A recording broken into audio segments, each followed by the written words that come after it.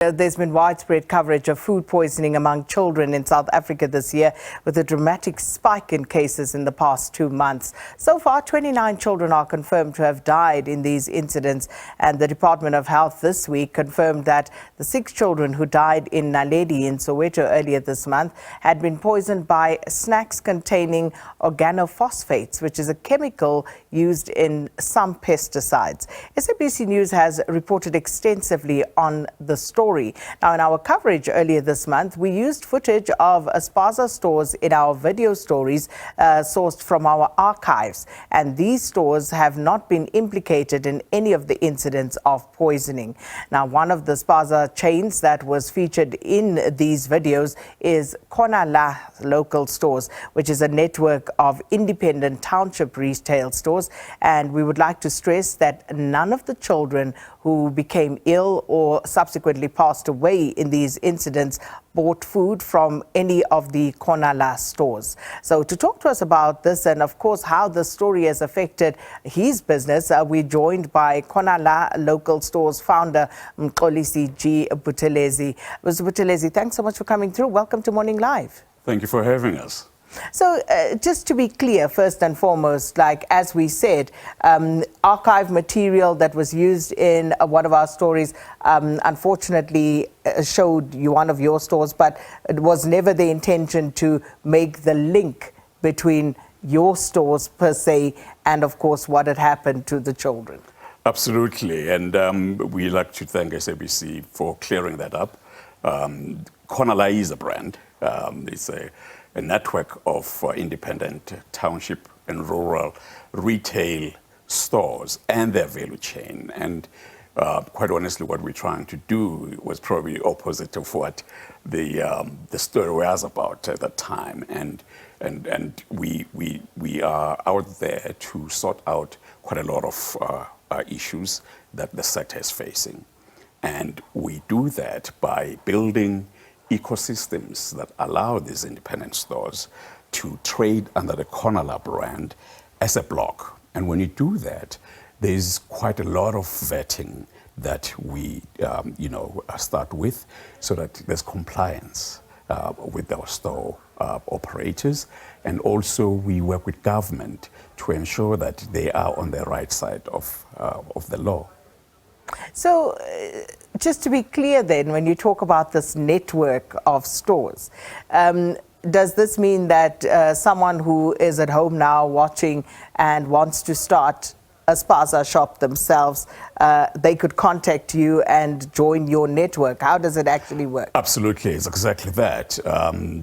If you have a trading space, whether you traded before, you're currently trading, or you're an aspirant store owner, and it's not just spaza shops, by the way. So the stores that we talk about they start with obviously what we at Khona call, home-based tuck shops. We don't use the word spaza that much, but that's what home-based tuck shops means, spaza. But then you look at the other retail stores, the Khona grocery stores, will be adding up now fruit and veg, butcheries, DIY hardware, and my favorite, coffee shops. So it's a plethora of stores. But to your question, yes, people can just go to our website. It is very easy to navigate. You go there and there's onboarding application forms for all the stores that we're talking about here. So a lot has been reported, of course, over the past few years about the township economy and, of course, the proliferation of stores that are run by foreign nationals. So of late, we're talking about these poisoning incidents in which children have unfortunately lost their lives. How has this affected your business? Well, I mean, it affects our store operators because they're in the same space. But I think, second, we need to look at this holistically before it's just located at the foreign national stores. You have to look at the entire value chain. So hence we say that Khona is a network of these stores and their value chain, because we look at their businesses holistically. So who supplies them?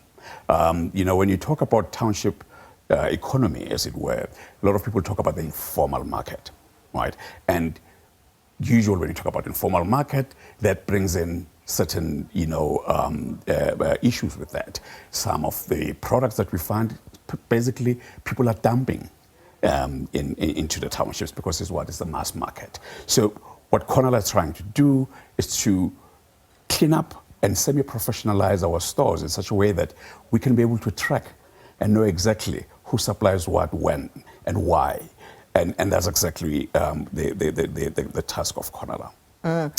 Because also the competition Yes. in the townships, and a lot has been said about, again, how foreign nationals who are operating in this space have been able to come together and basically buy in bulk so that they can pass on better prices to the consumer, and this has been a bone of contention. So as far as Khona is concerned, are you essentially competing against them, or what is the model here? Well, our model actually, because we're a brand, our model actually is not even competing with the foreign nationals. We're actually competing with the big retailers. I think when we talk about township economy, what a lot of people forget is that we have a lot of township malls that came into the townships after our new dispensation, and the township enterprises that used to operate before were totally disseminated in this space. When the mall moves in, those stores started to suffer. And I don't think we look at that holistically. We taking it right at the top with the past 15 years with the influx of foreign nationals. But you have to go deeper to say what is it that disadvantage our people. And this is why as Khona we start by that. We are a brand in an informal market. And with that, because we're a brand, you have to operate in, with certain code of conduct. We're not a franchise, so Khona is not a franchise. I was going to ask that, because so you're not a franchise. Does this mean, though, that, for example, foreign nationals can also become part of your Khona brand? So how it works is that because as a brand, there are a lot of issues when we've had that talk to FICA as well, that talk to bylaws. Therefore, it means that South Africans are the ones that Khona is typically aimed at. We have in the past found when we do our research that you have certain foreign owners of stores who have ingratiated themselves in those communities and they've actually become part of those communities. So, but the question is, when we do the paperwork, are they in the country legally? That's not us to say that. Everybody has to follow what the law of the country is. So naturally, people that would be looked at first would be locals and South Africans, and because we're also giving them a voice so that they can be able to trade smart and better as a tribe. Tribe in this case means township economy has also evolved. Yeah.